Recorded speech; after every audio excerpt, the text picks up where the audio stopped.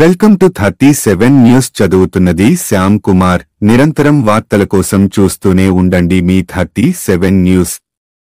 నెల్లూరులో జరిగిన విలేకరుల సమావేశంలో రాక్స్ మాల మహానాడు జాతీయ అధ్యక్షుడు డాక్టర్ రత్నాకర్ మాట్లాడుతూ, కేంద్ర, రాష్ట్ర ప్రభుత్వాలు అమలు చేస్తున్న ఎస్సీ వర్గీకరణ, ఎస్సీ క్లాసిఫికేషన్ కారణంగా మాల సమాజం ఉనికి సంక్షోభంలో పడుతుందని తెలిపారు.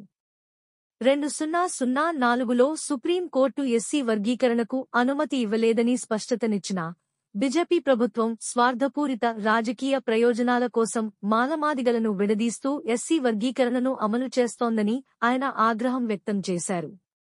దీనివల్ల మాలలకు పెద్ద అన్యాయం జరుగుతుందని పేర్కొన్నారు. ప్రస్తుతానికి దేశవ్యాప్తంగా ఎస్సీ వర్గీకరణ వ్యతిరేక ఉద్యమం కొనసాగుతోందని చెప్పారు. ఎన్నికల సమయంలో ఇచ్చిన హామీలు నెరవేర్చని ప్రభుత్వాలపై ఉద్యమాలు తప్పనిసరని హెచ్చరించారు. సాధారణంగా ఈ వ్యాఖ్యల సారాంశం ఏమిటంటే, డాక్టర్ రత్నాకర్ ఎస్సీ వర్గీకరణ మాల సమాజానికి అన్యాయంగా ఉందని, దీనిని అంగీకరించబోమని ఖండన వ్యక్తం చేశారు. తెలుగు రాష్ట్రాల్లో ఉన్నటువంటి మాల సోదరులారా, బంధువులారా, మిత్రులారా, ఎస్సీ వర్గీకరణ పేరుతో దేశవ్యాప్తంగా ఓవరాల్గా దళితులపై కుట్ర జరుగుతా ఉంది. మిత్రులారా, ఎస్సీ రిజర్వేషన్ పేరుతో మనకి ఇచ్చేది జస్ట్ ఎంగిలి మెతుకులు మాత్రమే, peanuts. In the name of reservation మనకి ఇచ్చేది పీనట్స్ మాత్రమే. మిత్రులారా, 100లో రిజర్వేషన్ వల్ల అప్రాక్సిమేట్గా 4కే బెనిఫిట్ జరుగుతా ఉంది. మిత్రులారా, ఈ 100లో 4కి ఇచ్చేటటువంటి ఈ సీట్లను సబ్ క్లాసిఫికేషన్ పేరుతో తెలుగు రాష్ట్రాల ముఖ్యమంత్రులు చంద్రబాబు నాయుడు, రేవంత్ రెడ్డి ఎస్సీ లిస్టులో ఉన్నటువంటి 59 కులాలకు సమంగా పంచుతాడట. అలాగే దేశవ్యాప్తంగా ఎస్సీ లిస్టులో ఉన్నటువంటి 1108 ఎస్సీ కులాలకు మోడీ గారు సమంగా పంచుతారట. ఇదే సబ్ క్లాసిఫికేషన్ వర్గీకరణ అంటే. మిత్రులారా, మోడీ గారు నేను కోరేది ఒకటే, మోడీ గారు 100లో 4కి ఇచ్చేటటువంటి ఈ సీట్లను సమంగా ఎలా పంచుతారు 1108 ఎస్సీ కులాలకు? అలాగే 100లో 4కి ఇచ్చేటటువంటి ఈ సీట్లను మన రాష్ట్రంలో తెలుగు రాష్ట్రాలు అయితే చంద్రబాబు నాయుడు, రేవంత్ రెడ్డి 59 కులాలకు ఎలా పంచుతారని చెప్పేసి ఈ సందర్భంగా నేను అడుగుతున్నాను. మిత్రులారా, బాగా సునియే, మోడీజీ, एससी लिस्ट में बाकी जातियों पर अगर आपको सच्चा प्यार, अगर आपको सच्चा दोस्ती है और प्रेम है, आरक्षण 10% और बढ़ाकर बाकी जातियों को देना है मोदी जी, देना चाहिए. आप कर सकते हैं तो यह काम करें, लेकिन दलित जातियों को विभाजित न करें. मोदी जी, यह काम देश के लिए अच्छा नहीं है. మోడీ గారు, మీరు ఏమైనా చేతనైతే చేయాలనుకుంటే మాకు 100లో 4కి ఇచ్చే ఈ సీట్లను 10కి పెంచండి. ఆ 10 తీసుకెళ్లి మిగతా వాళ్ళకి ఇచ్చేయండి. మిత్రులారా, అలాగే దేశవ్యాప్తంగా ఉన్నటువంటి అన్ని రాష్ట్రాల్లో ఉన్నటువంటి దళిత సోదరులందరూ గమనించాలి, మన మీద కుట్ర జరుగుతా ఉంది. మిత్రులారా, ఎస్సీ లిస్టులో ఉన్నటువంటి మిగతా కులాలకు న్యాయం చేసే ప్రక్రియ కానే కాదు. ఈ తెలుగు రాష్ట్రాల ముఖ్యమంత్రులు ఎలక్షన్లో ఎన్నో హామీలు ఇచ్చారు. చంద్రబాబు నాయుడు, రేవంత్ రెడ్డి ఏదో పెద్ద కంపలంటూ పోయినట్టుగా అవన్నీ పక్కన పెట్టి మరి ఎస్సీ వర్గీకరణకు చట్టాలు చేయడంలో బిజీగా ఉన్నారు. మిత్రులారా, సుప్రీంకోర్టు ఇట్సెల్ఫ్ చెప్పిన జడ్జిమెంట్, సుప్రీంకోర్టు ఏమని చెప్పిందంటే, ఎంపిరికల్ డేటా, ఎస్సీకి సంబంధించి ఎంపిరికల్ డేటా, ప్రాక్టికల్గా డేటా తీసుకుని చేయమంటే, కులానికి సంబంధించి కులగణకు సంబంధించి ఏ లెక్కలు లేకపోయినా సరే ఏదో కాకి లెక్కలు తీసుకుని చంద్రబాబు నాయుడు మరి రేవంత్ రెడ్డి వర్గీకరణ చేయడం జరిగింది.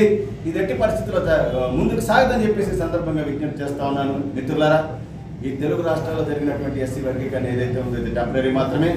People are supreme in democracy.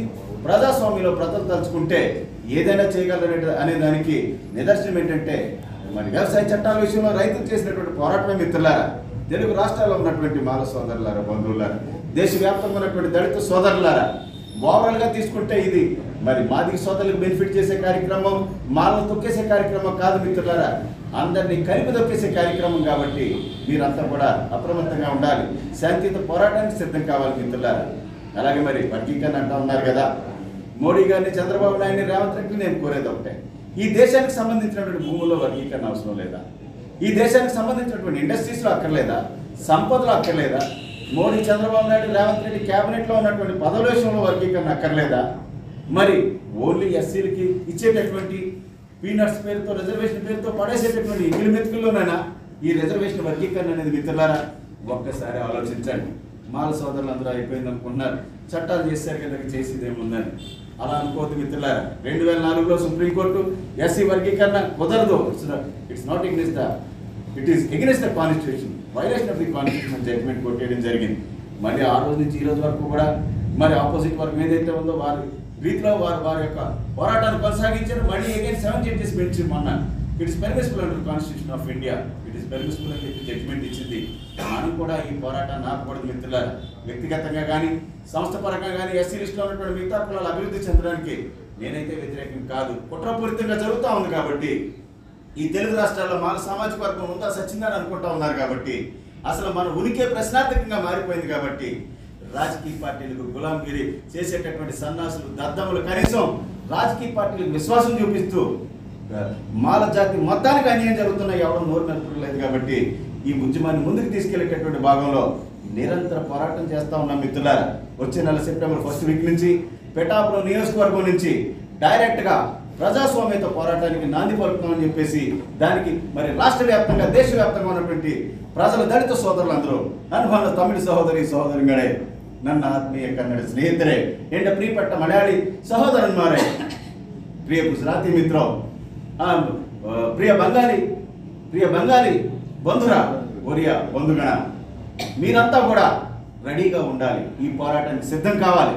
Ambedkar సాబ్ బతుకున్నప్పుడు కానీ మన తాత ముత్తాతలు బతుకున్నప్పుడు కానీ ఇటువంటి పోరాటం దళితులకు సంబంధించిన సమస్య ఈ దేశంలో రాలేదు మిత్రులారా. మోడీ గారు మన జరిగినటువంటి ఎన్నికల్లో అయోధ్యలో ఓడిపోవడం కారణంగా ఉత్తరప్రదేశ్లో దళితులకు నా ఓటమికి కారణం అయోధ్య డివిజన్లో అనేటటువంటి ఉద్దేశంతోనే ఈ యొక్క వర్గీకరణకు తెరలేపారు. కాబట్టి మీరందరూ రెడీగా ఉండాలని చెప్పేసి కోరుకుంటూ doctor Ratnakar national president for all cinema. రామాలయం రామ జన్మభూమి పేరుతో ఈ దేశాన్ని ఆక్రమించినటువంటి బీజేపీ మోడీ గారు మొన్న జరిగినటువంటి ఆ ఎన్నికల్లో అయోధ్య పట్టణం అనేటువంటి ఎంపీ స్థానంలో జనరల్ ఎంపీ స్థానంలో ఎస్సీ లిస్టులోనే ఉత్తరప్రదేశ్లో పాసీ కులస్తులు అంటారు. పందుల పెంపకం వారి యొక్క వృత్తిగా ఉంది. ఈ ఎస్సీ కులానికి చెందినటువంటి వ్యక్తిని అయోధ్య పట్టణం ఉన్నటువంటి ఫైజాబాద్ ఎంపీ స్థానంలో జనరల్ స్థానంలో నిలబెట్టారు మన సమాజ్వాదీ పార్టీ కాంగ్రెస్ సపోర్ట్. నా మధుర నా కాశీ అబ్కి బార్ అవదేశ్ పాసి, మధుర వద్దు కాశీ వద్దు పాసి కూడా చాలనేటటువంటి నినాదంతో ఎలక్షన్కి పోతే జనరల్ ఎంపీ స్థానంలో బీజేపీ ఓడిపోయింది ఎస్సీ ఓడి చేతిలో మిత్రులారా. నెక్స్ట్ ఏంటంటే అయోధ్య అడ్మినిస్ట్రేటివ్ డివిజన్లో 5 ఎంపీ స్థానాలు ఉన్నాయి. రామ జన్మభూమి కట్టించిన తర్వాత రామ జన్మభూమిని ఓపెన్ చేసిన తర్వాత జరిగినటువంటి ఎన్నికల్లో 5 ఎంపీ స్థానాలు ఉన్నాయి. 5 మోడీ గారు ఓడిపోయారు మిత్రులారా. ఇది కొత్త కేసు కాదు. ఒక దరిదాపుగా 15 సంవత్సరాలుగా సుప్రీంకోర్టులో పంజాబ్ ప్రభుత్వం వేసినటువంటి కేసు పెండింగ్లో ఉంది. దాన్ని తీసుకొచ్చి నాగవల్లి నాన్మున్న విడమాటే చంద్రముఖిగా మారిపోయారు మోడీ గారు. నాన్మున్న విడమాటే నేను విడిలా విడాపోనిలా నేను అందరిని కాണിച്ചിട്ടുണ്ട്, నింగళందరిని కాణికంపో మీరేంటో నేను చూపిస్తాననేటటువంటి ఉద్దేశంతోనే ఈ జడ్జ్మెంట్ హ్యాస్ కమ్ రీసెంట్లీ. అంతే తప్ప ఇది purely A political conspiracy against the unity of Dalits. అడిగాను సబ్జెక్ట్ ప్లీజ్.